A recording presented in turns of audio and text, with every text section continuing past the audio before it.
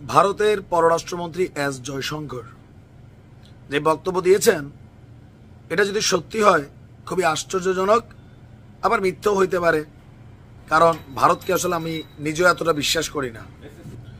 আবার আমাদের পররাষ্ট্র উপদেষ্টার মাঝে মাঝে কথাবার্তা শুনলে মনে হয় যে ঘটনা কিন্তু সত্য, কারণ এরা তলে তলে একটা সেটিং দেখাচ্ছে, উপরে আরেকটা সেটিং দেখাচ্ছে, নাকি ভারতে মিথ্যা বলছে।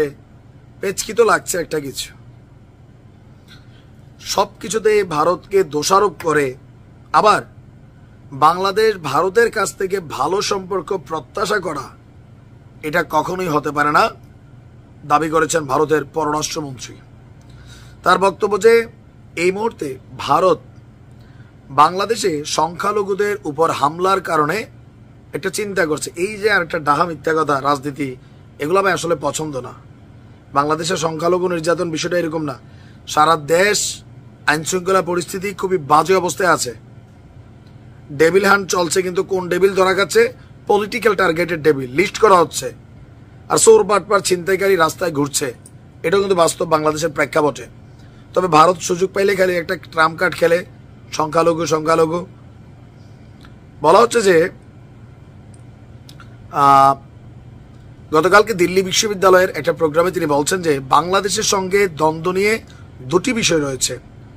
সংখ্যালঘুদের উপর নির্যাতন বেড়ে যাওয়া, যেটা ডাহা মিশা কথা, আর দ্বিতীয় এটি এমন একটি বিষয় যা বাংলাদেশের ক্ষেত্রে আমাদের চিন্তায় প্রভাব ফেলছে।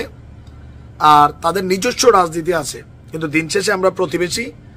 বাংলাদেশকে ঠিক করতে হবে তারা ভারতের সাথে কি চায়। যদি অন্তর্বর্তী সরকারে কেউ প্রতিদিন ভারতকে সবকিছুর জন্য দায়ী করে, আবার আমাদের দোষারোপ করা হয়েছে, আপনি এক হাতে বলতে পারেন না আমি আপনার সাথে এখন ভালো সম্পর্ক চাই। প্রতিদিন সকালে উঠে যা কিছু ভুল হবে তার জন্য আমাকে দায়ী করবেন, আবার বলবেন যে আমাদের সাথে ভালো সম্পর্ক চাই। এইটা হইতে পারে না। ভারতের দাবি যে সরকারের যে কোনো ব্যর্থতা ভারতের উপর চাপাই দেওয়া হচ্ছে, পলিটিক্যালি বা আরো বিভিন্ন কিছু। আবার ভারতের সাথে একটা সৌহার্দ্যপূর্ণ সম্পর্ক চাচ্ছে। এখন মেইন যে ঝামেলাটা ভারতের সাথে কোথাও না কোথাও বর্তমান সরকার কারা? এনটি আওয়ামী লীগ টোটালটাই তো সরকার। সো শেখ হাসিনা ইস্যুটা এখানে একটা ফ্যাক্ট। কোথাও না কোথাও সরকারে এমন কোনো রাজনৈতিক ব্যক্তিত্ব নাই বা দল নাই যারা শেখ হাসিনাকে পছন্দ করেন। সবাই সুযোগ পাইলে ডক্টর ইউনূসও শেখ হাসিনার ফাঁসি নিশ্চিত করবে, এটাই বাস্তব। কিন্তু কিছু ইন্টারন্যাশনাল রুলস রেগুলেশন আছে। ভারতে চলে গেছেন, সেখান থেকে ফিরিয়ে আনা, পরিস্থিতিকে বোঝা, এরকম একটা চাপ তো আছেই। এখন আমাদের সরকারকে ক্লিয়ার করতে হবে যে আমরা কি ভারতের সাথে ভালো সম্পর্ক চাই নাকি চাই না। যদি চাই, কিভাবে চাই। আমাদের দাবি ভারত প্রতিবেশী রাষ্ট্র, কোনো সমস্যা নাই। আমরা ভারতেরটা খাইও না, পড়িও না, মাগ না। লেনদেন আছে, ব্যবসা বাণিজ্য আছে, অনেক কিছু আছে। টাকার বিনিময় হচ্ছে, ফ্রিতে না।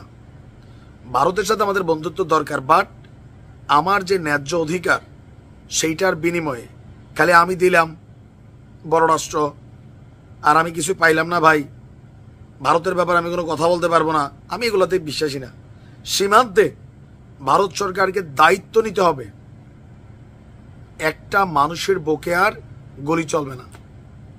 এগুলা প্রতিবেশী রাষ্ট্র হিসাবে ভারতের দায়িত্ব মেকশিওর করা। বাংলাদেশের আভ্যন্তরীণ বিষয়ে ভারত হস্তক্ষেপ করতে পারবে না, যা অতীতে করে আসছে। আমরা ভারতের সাথে বন্ধুত্ব করব চোখে চোখ রেখে, চুক্তি হবে সমতার ভিত্তিতে। বড় ছোট এই সেই বক্কর চক্কর হিসাবে না। একজন বাংলাদেশ হিসাবে আমার এটা চাওয়া সোজা ক্লিয়ার। সরকারও উপর একটা করবে, তলে তলে আরেকটা করবে, দ্বিচারিতার দরকার নাই। ক্লিয়ার করে দেন এদেরকে। পরবর্তী রাজনৈতিক সরকার আসলে বোঝা যাবে এটা কি হয়। ভালো থাকুন।